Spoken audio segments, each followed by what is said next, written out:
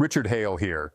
Before we dive in, if you like tense story-driven breakdowns of high-stakes military moves where we focus on decisions, pressure, and chain reactions, take a moment to subscribe to, well, Richard Hale.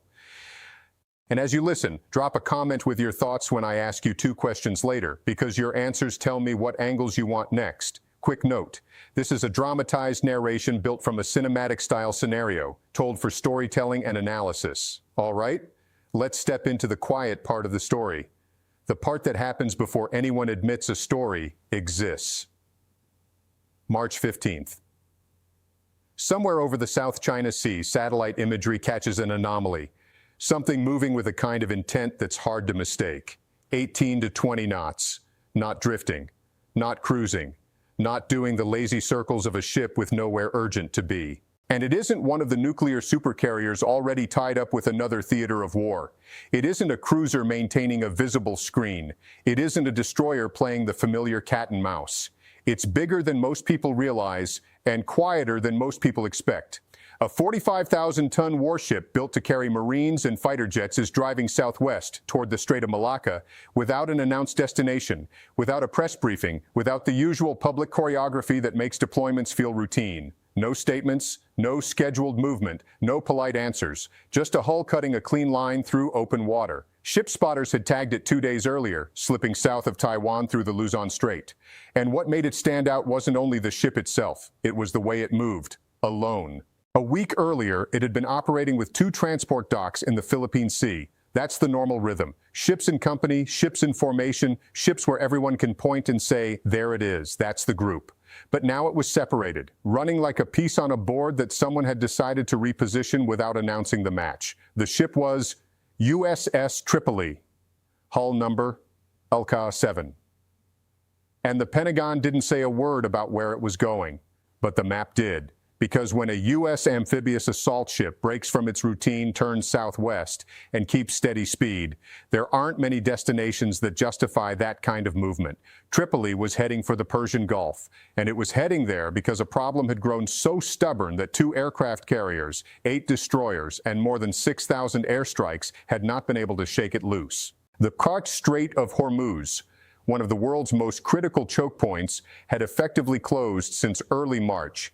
And when people hear closed, they imagine a gate. But the ocean doesn't have gates. It has fear. The historical average is around 138 vessels a day passing through. That's tankers and cargo ships, energy, goods, raw materials, everything that keeps economies breathing. But by mid-March, transits had dropped to near zero. Some days, 1 cargo ship makes the crossing, sometimes none. 16 commercial vessels attacked since the war began. 8 seafarers killed, insurance companies pulling war risk coverage, major operators suspending crossings, the kind of corporate decisions that sound sterile until you realize they're made because human beings are burning at sea. And then the message lands like a match tossed into a fuel tank. The IRGC declares that any ship attempting to pass will be set on fire. Now here's the paradox. The U.S. Navy is not powerless in this theater.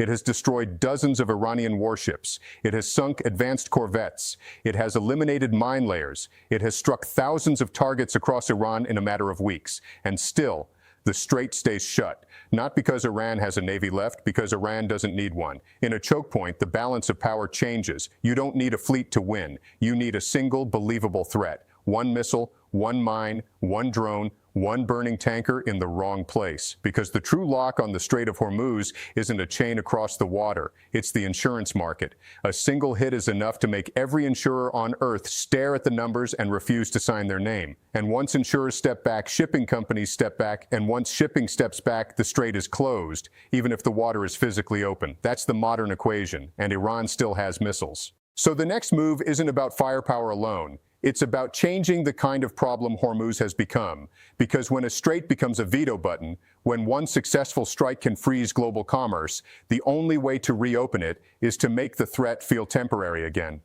Not managed, not contained, temporary. That's where Tripoli changes the math, and there's a reason it can do something a supercarrier usually won't. A nuclear carrier is a city. Its power, prestige, and politics welded into 1 floating object. It can dominate open ocean, but in confined waters, size becomes a liability. Every mile closer compresses reaction time, narrows maneuver space, and increases the chance that one lucky shot becomes a strategic disaster. Tripoli is not small, but it's built for the messy middle, operating near coasts, inside threat rings, where the enemy isn't trying to win a naval battle so much as create a single unforgettable incident. Tripoli isn't a standard amphibious assault ship in the old sense. It's an America-class Flight 0 Warren vessel, one of only two ever built without a well deck, the flooding compartment traditionally used to launch landing craft. When the Navy announced that decision, critics pounced.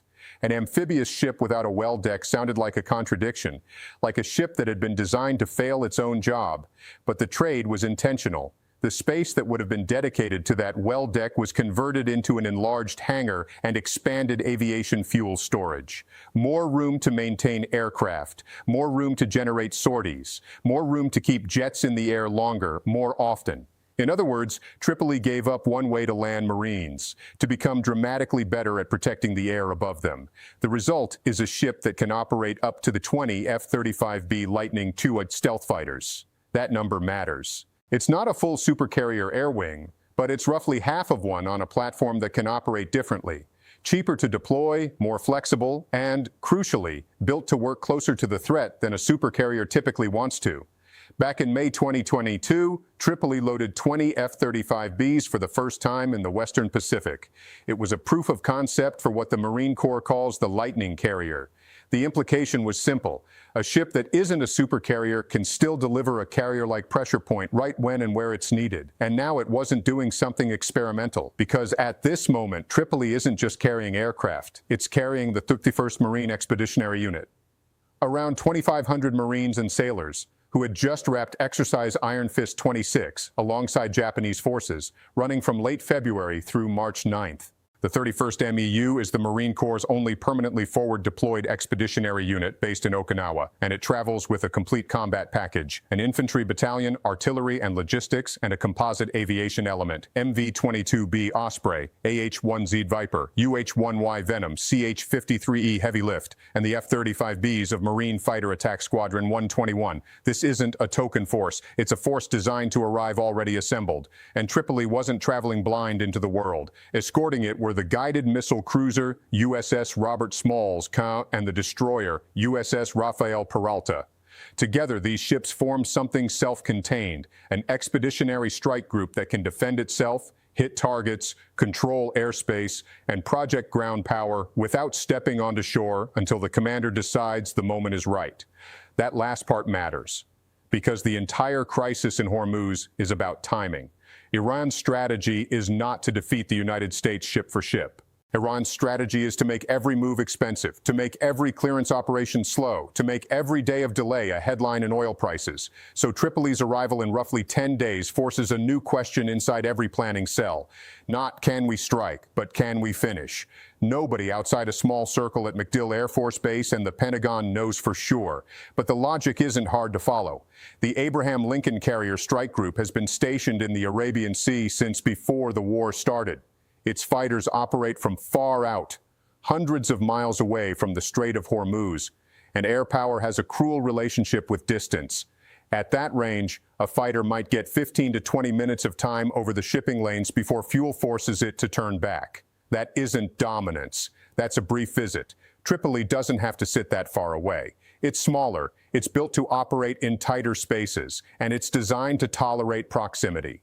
And there's another reason proximity matters. The navigable corridors in Hormuz are brutally narrow, measured in miles, but defended like they're measured in inches.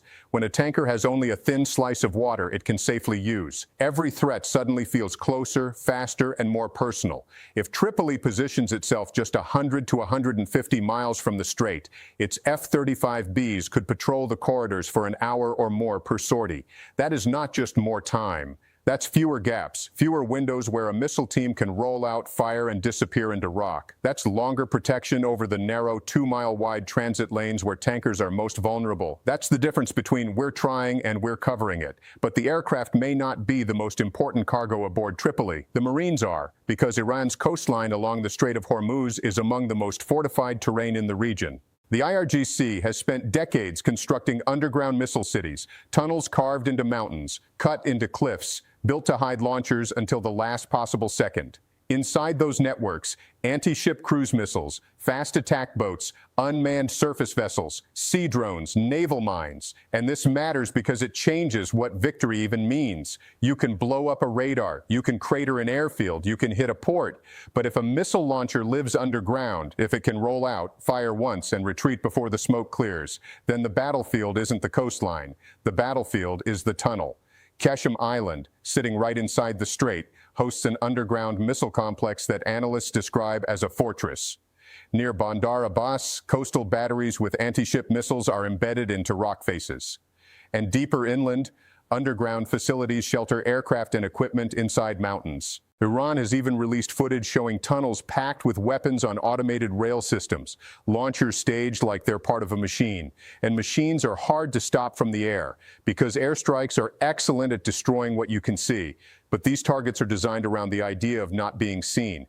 A bomb collapses an entrance. A new entrance appears. A bomb destroys a launcher caught outside. The launchers that stay underground survive, roll out, fire, and vanish again. So air power degrades. Air power pressures, air power punishes. But air power doesn't guarantee silence. And when the goal is to reopen a shipping lane, mostly suppressed is not enough. Because one tanker hit resets the entire insurance clock back to zero.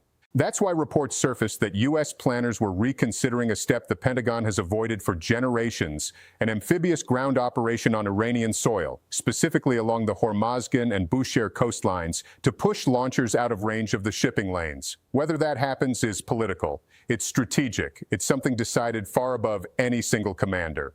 But the tools for it are now moving, and the hard truth is this: bombs can collapse concrete, but only people can clear rooms. A Marine Expeditionary Unit can insert forces by helicopter and osprey onto terrain that was never prepared for a ground defense. No beach required, no slow crawl through mined surf. Instead, vertical envelopment, troops coming from the air, behind positions, onto ridgelines, into gaps, onto the terrain that turns fixed defenses into liabilities. And then there are the islands inside the Strait, Abu Musa, the Greater Tunb, the Lesser Tunb, positions that sit over the very lanes tankers must use. If you neutralize islands like that, you don't just remove symbols, you remove launch platforms hovering above the route. Now, this is where I want you involved, because this is the hinge point. Question 1. If you were the commander, would you risk moving Tripoli closer to the Strait to triple patrol time, or would you keep it farther out and accept thinner coverage to reduce the chance of a catastrophic hit? Question 2. Do you think airstrikes alone can ever reopen a choke point like Hormuz?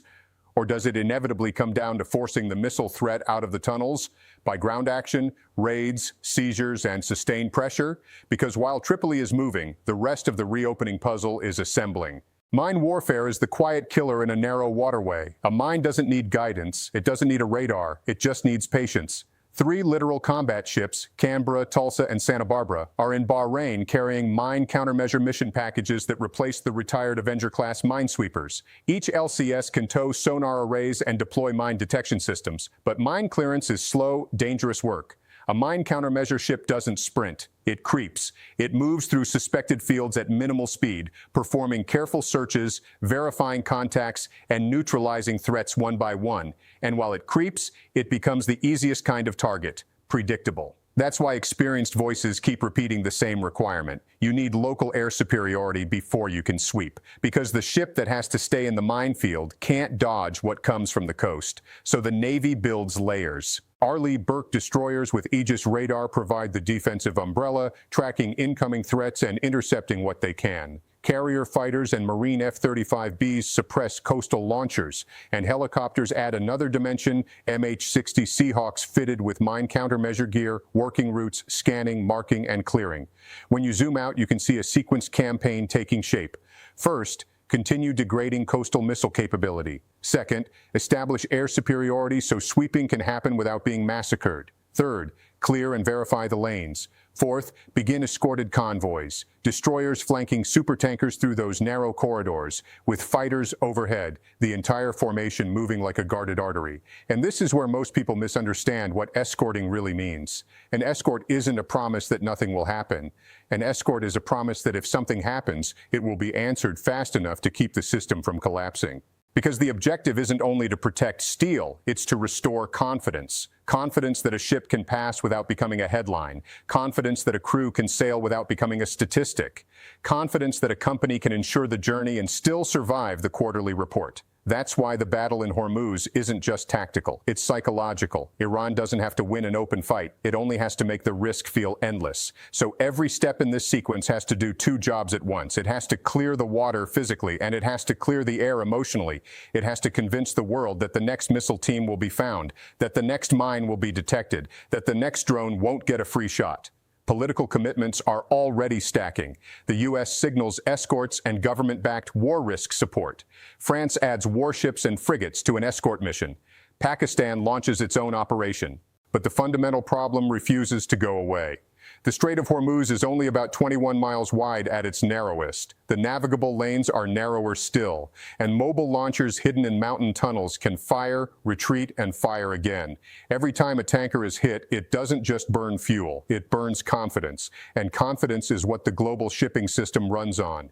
That is why Tripoli matters more than its tonnage suggests. Because aircraft carriers can bomb, destroyers can intercept, but neither can walk into a tunnel complex and clear it. Neither can land on a cliff and silence a launcher firing from a cave above the waterline. And that's what makes the presence of Marines offshore feel like a different kind of threat. Not a threat to ships, a threat to the places that hide the missiles. A reminder that underground is not untouchable.